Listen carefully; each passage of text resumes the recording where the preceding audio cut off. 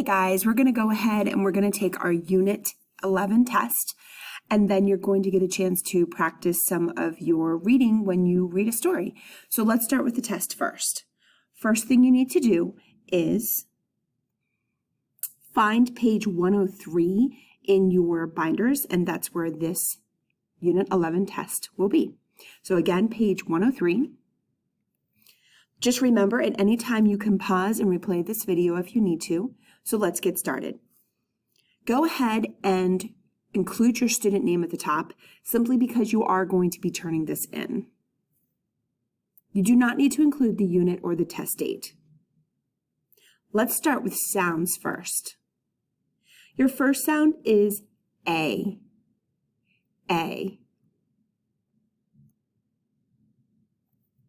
Your second sound is E. E.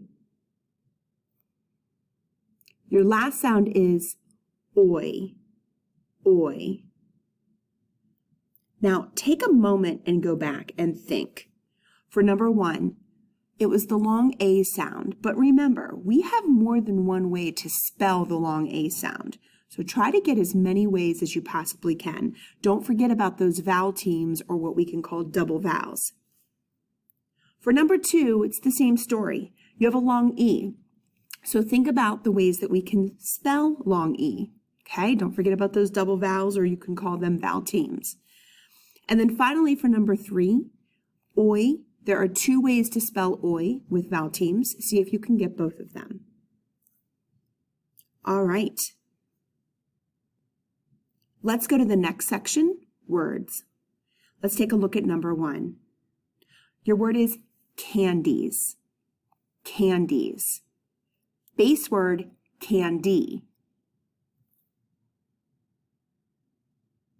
Number two, between. Between.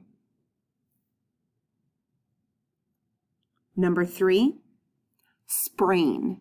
Sprain.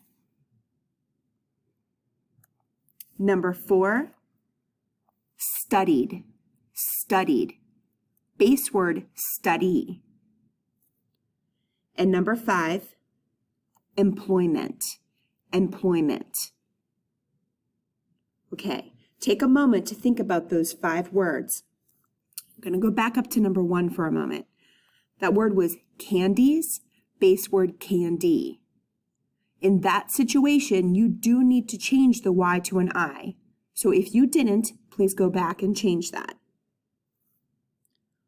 For number four, the word was studied, base word study. Again, you need to change the Y to an I. Both of them are ending with open syllables. All right, let's take a look at number 6. Chained. Chained. Base word, chain.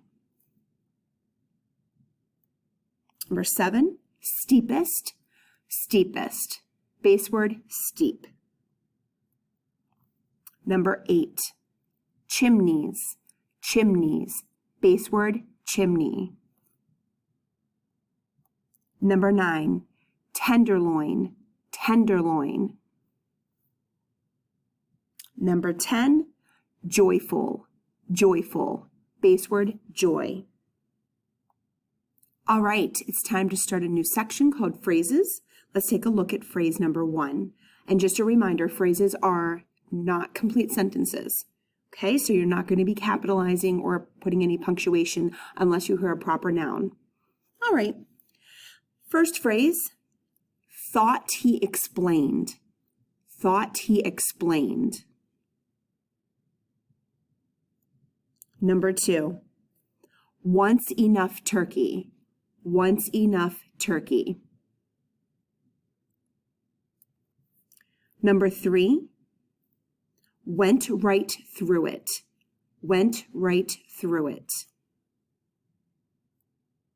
And number 4, although payment is delayed. Although payment is delayed. Okay, very nice. We are now on the last section, which is sentences. Let's take a look at number 1. I will be happier if I can do painting or work with clay. I will be happier if I can do painting or work with clay.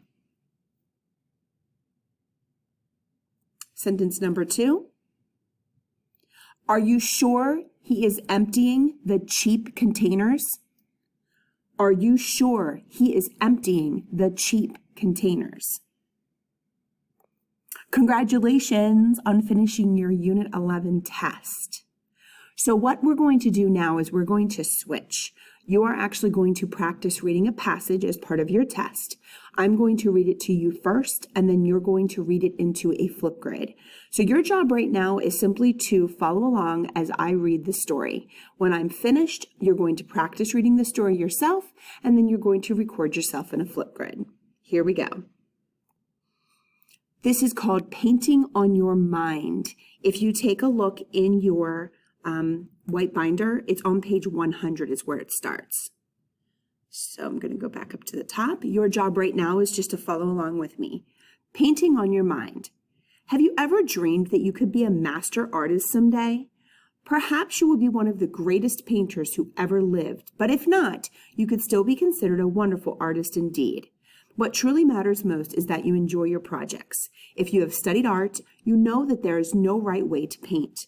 Although you are free to go with your thoughts and do what you wish, art classes will teach you some of the things that great painters have done. Some people prefer to paint landscapes such as riverbanks or rainfall in a valley. Other people like to do abstract shapes in modern or contemporary work. Some artists portray joyful subjects that please them, whereas others prefer to express sadness with their paintbrush. Each form is interesting to study.